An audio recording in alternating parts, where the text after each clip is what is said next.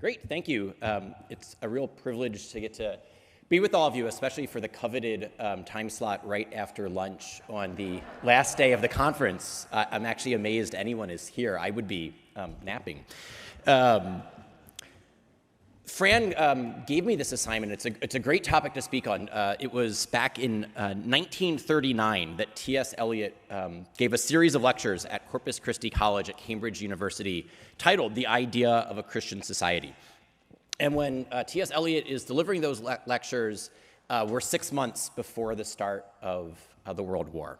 And what he sees is that there are ideologies both in Europe and in Russia, Nazism, communism, that can't be solved by liberalism, that Christianity alone would be able to actually respond. Because what was happening with even the liberalism at the time, it was all about critique. It was about negation, negative values, with no real positive vision of what the good is, no real positive vision of man, of human nature.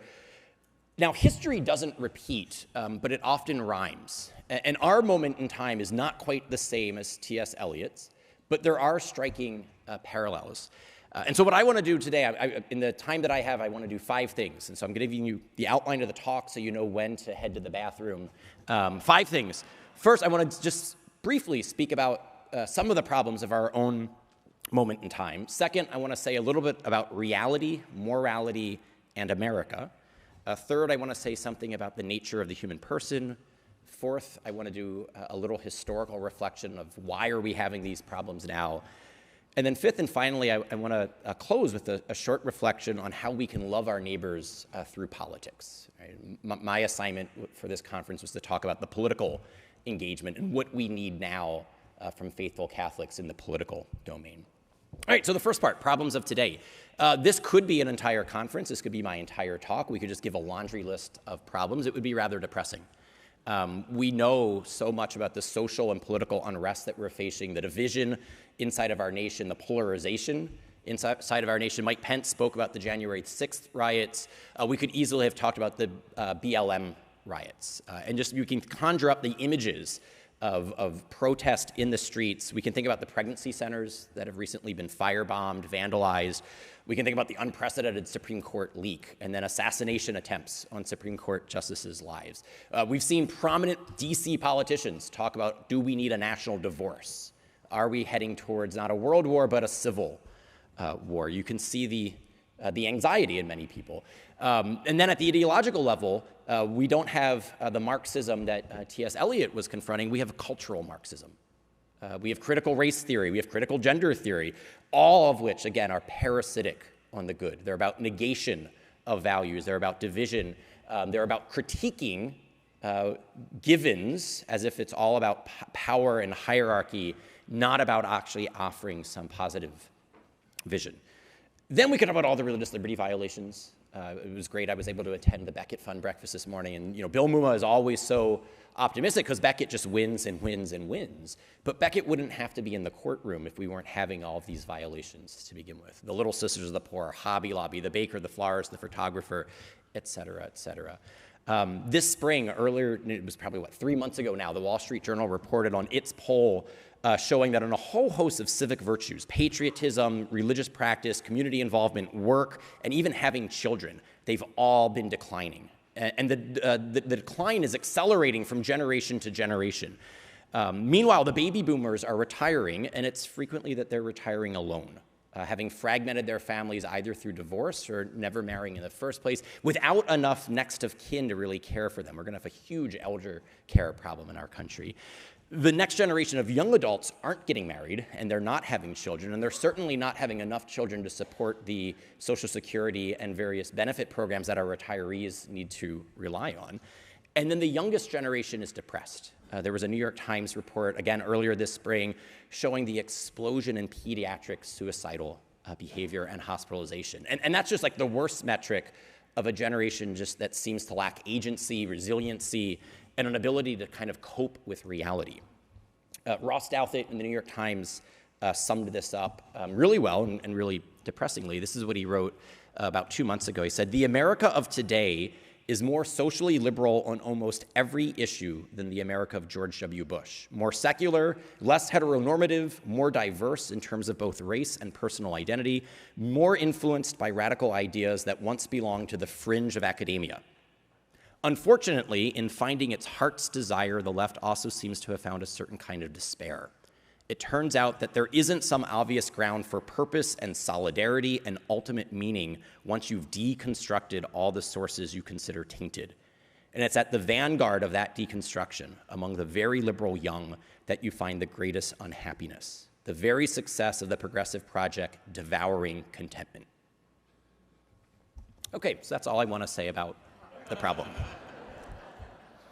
It's pretty bad. It's pretty bleak. But second part of the talk, reality, morality, and America. What I like to say to my colleagues at the Ethics and Public Policy Center is that we shouldn't focus on the weather, we should focus on the climate. And the difference is you look at the weather forecast, like you get the 5-day forecast, sunny today, cloudy tomorrow, rainy on the third day. But climate is looking at the overall big picture, right? What's the nature of the environment in which we're all swimming? And so regardless of what you think about physical climate change, that's a separate debate. Steve Barr will be speaking later. He's an astrophysicist. He can help us out with that question. I want to talk about the moral environment, the moral ecology. And it just strikes me that we are living through, many of us have lived through, a moral and anthropological and metaphysical climate change. That we live in a moment in time, and Carl Trueman has written beautifully about this, where ideas that are taken as self-evident by some of our students would have been unthinkable by all of our grandparents, right? That's the climate change that I want to focus on, a moral, anthropological, metaphysical climate change. And the reason why is I think, this is an old hat quote that people like to point to from the American founding, but John Adams, you could all probably recite it. Our Constitution's made only for a moral and a religious people. It's wholly inadequate to the government of any other. That's also what we're now experiencing. Right? And this is in two ways. First, we lack the virtues at the personal level for self-government. And if we're incapable of self-government as people, individuals, how are we going to actually then exercise self-government as a community? And then second, we lack a common moral vocabulary and even a common ontological reality. Right?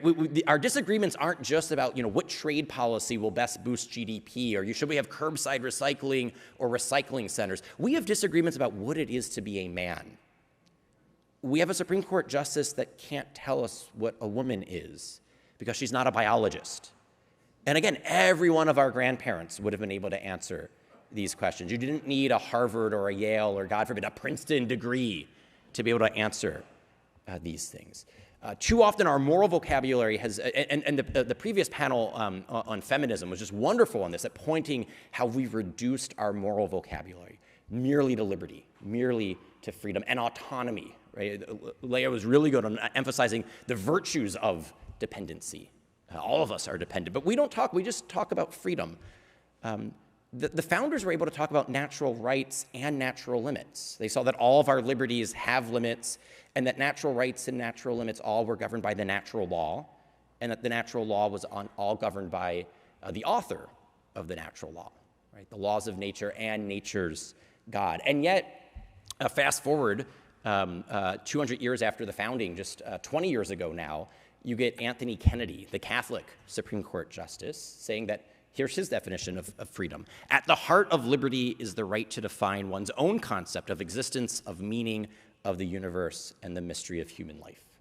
That was the passage that Justice Scalia always ridiculed as the sweet mystery of life passage, right? College-age sophistry. The historic understanding was that God defined existence and meaning as he created the universe and human life, and the heart of liberty, as distinguished from license, was to order one's actions in accordance with God's reasons.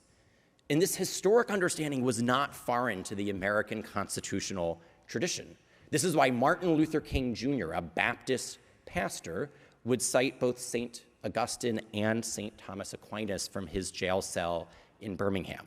And he would explain that an unjust law is no law at all, and then he would explain, how do we know which laws are just and unjust? The just laws are derived from the natural law and the eternal law, and that human reason participates in God's reason, and that's how we know this. In other words, ordered liberty required the truth. It required both citizens and our elected representatives, to distinguish between truths and falsehoods, good and bad, right and wrong. That's the tradition that has been displaced, right? That's the ecological change that we've had.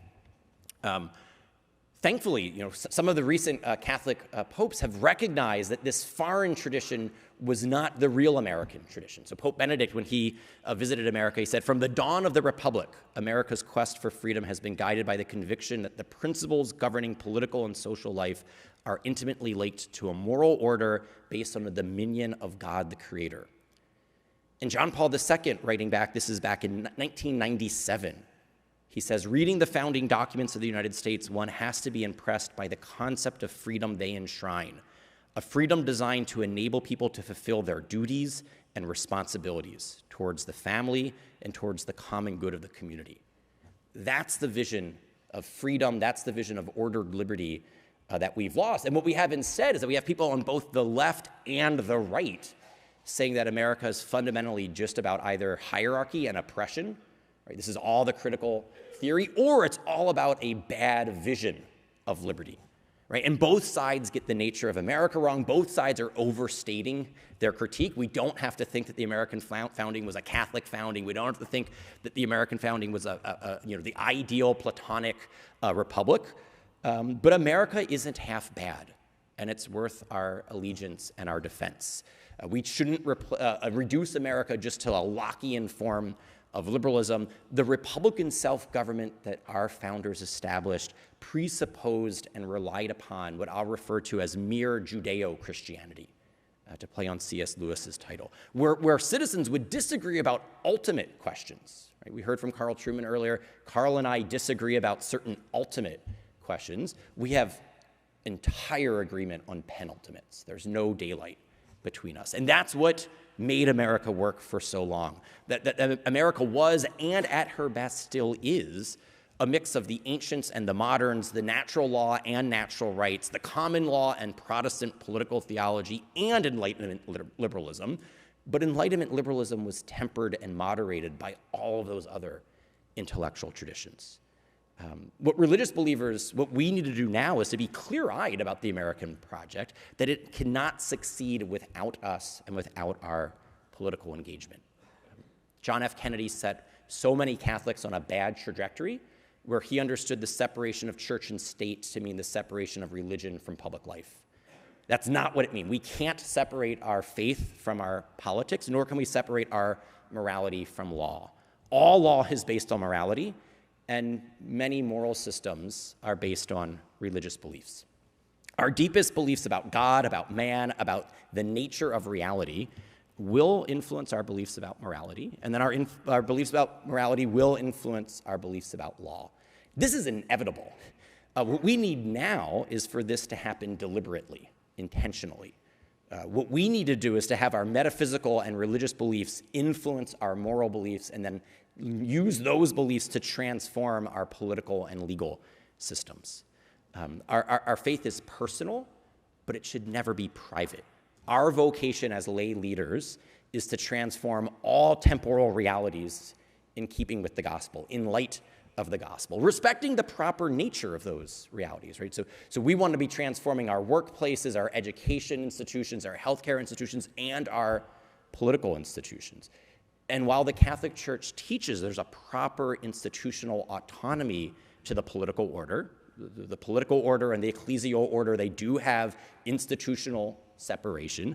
The Catholic Church does not teach that that entails an autonomy from God or from morality or from truth or from beauty or from goodness. And it's our job as a laity to see that that political jurisdiction, while it is separate from the ecclesial jurisdiction, that we conform the political order to the truth, to the good, and to the beautiful. So what we need now to restore the idea of a Christian society in our moment is to bring our voices into the public square unapologetically with life-saving and life-giving truths, the moral foundations for our laws. Okay, part 3. I want to say a little bit about the nature of the human person. And the reason why is I think I'm not a church historian. We're going to hear tonight from Jonathan Reyes, who actually is a professional historian amongst many other hats that he wears. But I think you could oversimplify the 2,000-year history of the Catholic Church as one of challenges that the Church is confronted by that are then responded to. And the challenges we could call heresies. And so for the early church, the heresies were primarily about God. Right? Great Christological and Trinitarian orthodoxy was developed precisely in response to misguided heretical opinions. Right? And so you could say that Arius's errors gave us Athanasius's refinements on Christology. Nestorius's blunders give us Cyril's insights. Right? So that's what the big debates for the early church are about. It's about the nature of God. Fast forward 1,000 years, the Reformation, the Counter-Reformation. When I speak to mixed audiences, I say, it doesn't matter which side of these debates you come down on. We could agree that the church as a whole gained deeper insights. Here I can just say, we're all coming down on the same side of those debates, except for Carl. So with apologies to Carl, the Counter-Reformation did acquire deeper understanding into ecclesiology, soteriology, justification, sanctification, precisely in response to the challenges, the various Protestant heresies.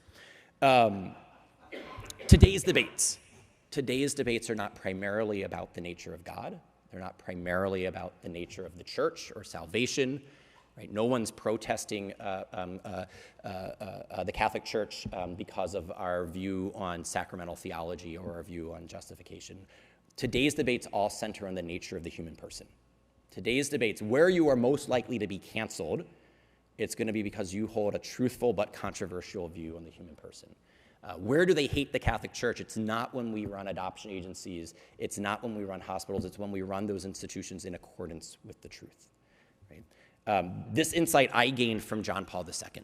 Before he was a bishop, before he was a cardinal, before he was actually the Pope, he was an academic philosopher. And shortly after the Second World War, he wrote a letter to a friend of his about what his big intellectual project at the time was. And this is what he writes. He says, "I devote my very rare free moments to a work that is close to my heart and devoted to the metaphysical sense and mystery of the person.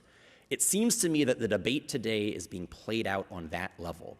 The evil of our times consists in the first place in a kind of degradation, indeed in a pulverization of the fundamental uniqueness of each human person.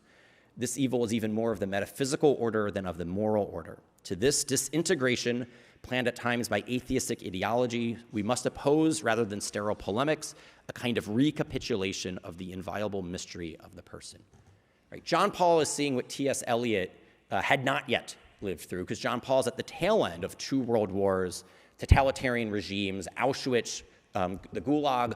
What the Enlightenment thinkers, and Henri de Lubac captures this in his drama of atheistic humanism, they thought that by getting rid of God, they'd be elevating man.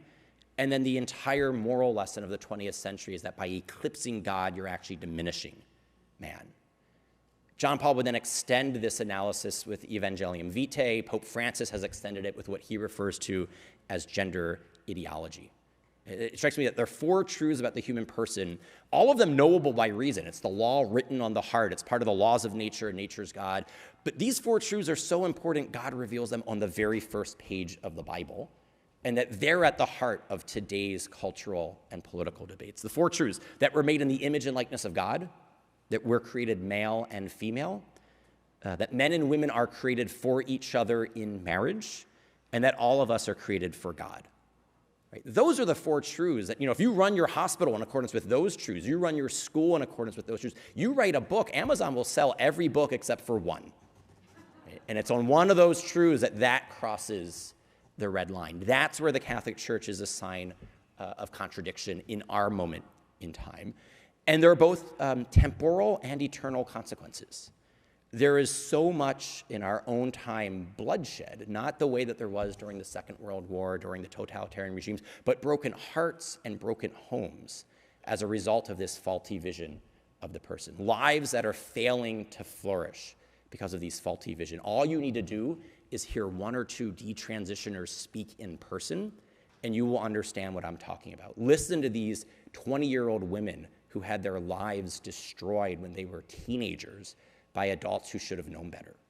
Right? Listen to the post-abortive mothers. Listen to a variety of people who are what Pope Francis refers to as the walking wounded. Right? So there's a temporal consequence. There are also eternal consequences. These are the issues that are stumbling blocks for the next generation to come to faith. This is why many are leaving the church. These are why other people are refusing to cross the threshold into the church. And yet, for our grandparents, these were not controversial. These were not partisan issues. These weren't left, right, Republican, Democrat, liberal, conservative. This was something that Jews and Protestants and Catholics and even non-religious people could agree on, that there was something unique about the human person, so it gave it human dignity. They wouldn't use the Imago Dei necessarily if they were secular, but everyone else saw there's something special about us. Everyone knew that we were men and women, that we were made for each other in marriage, and that all of us were called to communion with God. What we're seeing now is secularists are trying to pit these debates as if it's, enlightened science against backward superstition. What we need now is to avoid that trap and to bring both faith and reason, both philosophy and sciences, the hard sciences, the social sciences. We need a theology of the body, a philosophy of the body, a social science of the body, at this point for certain Supreme Court justices, a biology of the body to explain what we are. We have to refuse to allow this to be pit as faith against reason. What we have to do really is defend the fullness of truth about human nature in what is a very anti-human age. Okay, part 4. Why now? Why are we having these challenges at our moment in time? And I want to suggest there are 3 more proximate historical changes. I mean, if you want, we could go all the way back to the garden and say that this is all the outflow of original sin. We could go back to nominalism. We could talk about Scotus and Occam. We could go back to Locke. I mean, there are lots of places where you could start your decline narrative. I want to start more recent American history and just point to 3 changes that have taken place within the past 50 to 100 years. Because we could be fighting nominalism for the rest of our lives. These things strike me as a little bit more achievable. First are changes in religion itself in the United States. Changes from outside of religion, the forces of secularism. What my old boss, Father Richard John Newhouse, referred to as the naked public square. People want to say that because religion is personal, it ought to be privatized. People want to say, oh, you have the freedom of worship, not the free exercise of religion. Little sisters, you can pray in your chapel. You can't run your nursing homes. You can't do palliative care in accordance with Catholic beliefs, right? So you see the forces outside of religion that are trying to secularize and privatize religion. But we've also seen changes inside American religion itself. Another Newhouse a truism was that the mainline Protestant traditions became the old line, and now they're on the sidelines. And what he meant by that is that we've seen as just a radical liberalization of American Protestantism. We've seen a fracturing of the Catholic Church between kind of commonweal Catholics and First Things Catholics, or the Spirit of Vatican II Catholics. I mean, you can see all of the various splintering of the Catholic Church itself, plus the scandal of the Episcopal cover-up of the priestly sex abuse crisis. Right? So the changes aren't just from outside of religion. The changes are also coming from within the church itself. And now we see a splintering amongst evangelicals. So what happened to the mainline Protestants is now repeating itself within evangelical communities. So that's one change. We can see a change within religion. Second, there's been a change within government.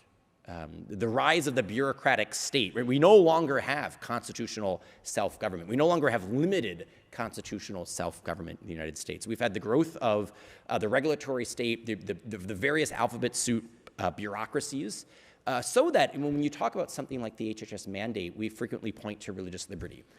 If Madison or Jefferson or Washington came back, they wouldn't talk about the First Amendment.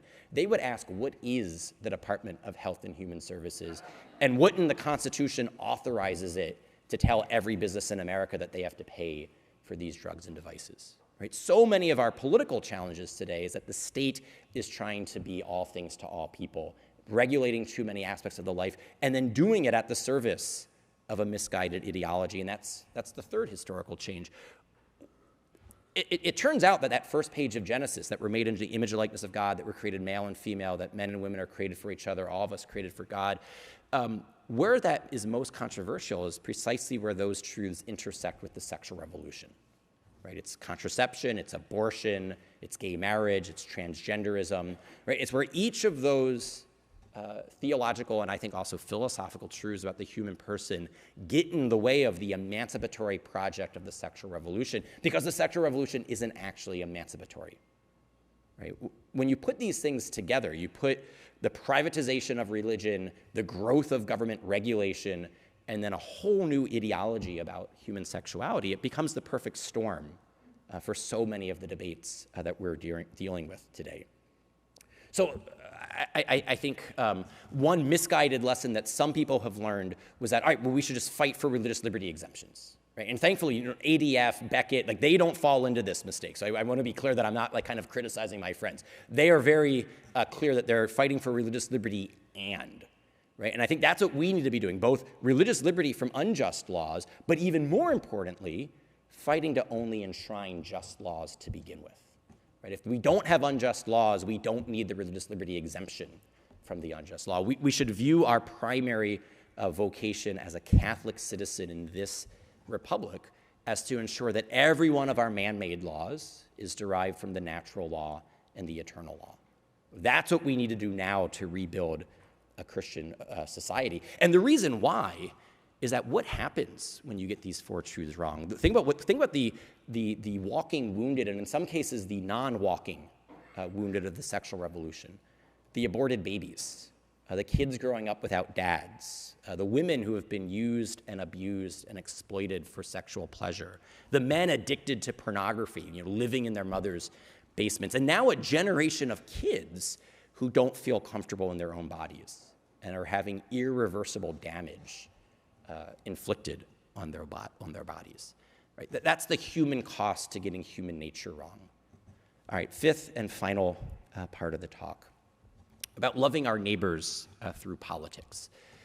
I think a lot of people view politics as a dirty word.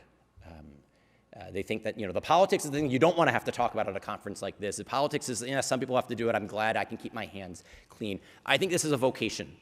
Madison is wrong when Madison says if men were angels, no government would be necessary. That's actually a heresy. Catholic Church teaches that even the angels have hierarchies and government, because even people who have perfect intellects and perfectly virtuous wills still need coordination.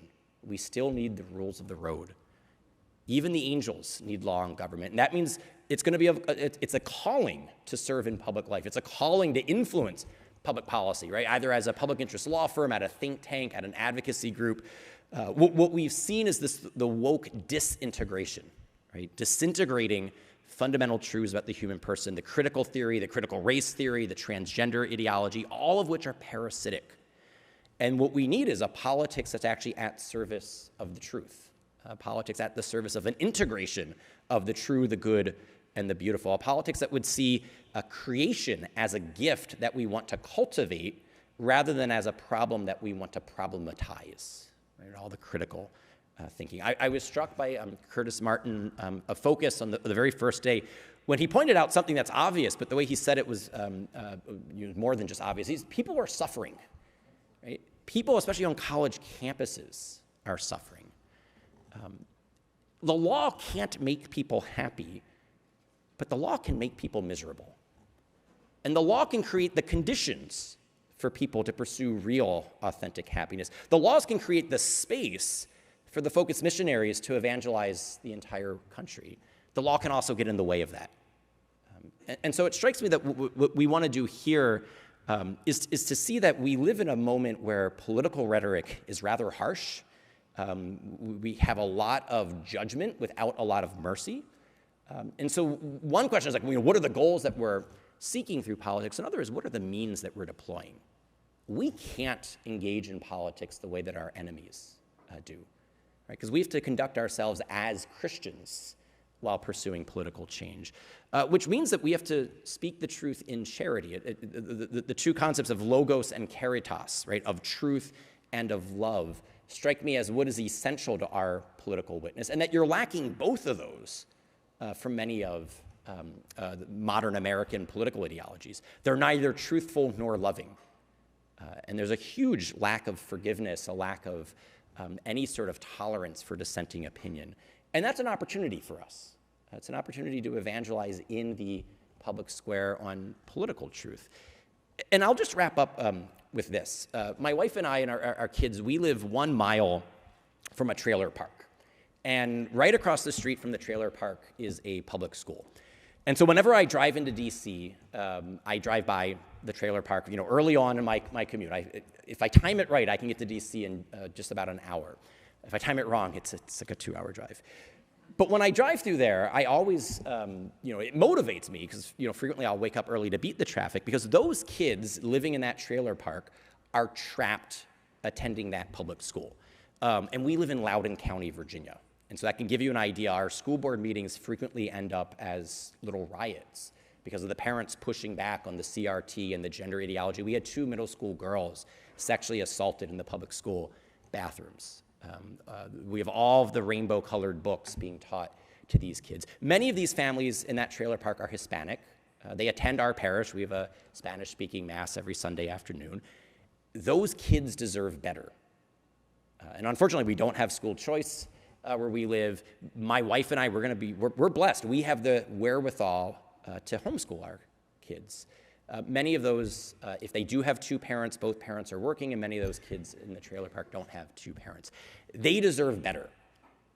And this is why the law could reform the public school system. The law could offer those kids something better than what they're currently getting. The law is a barrier to their flourishing. And that motivates me every morning when I'm driving into DC to work to have laws that actually promote the common good.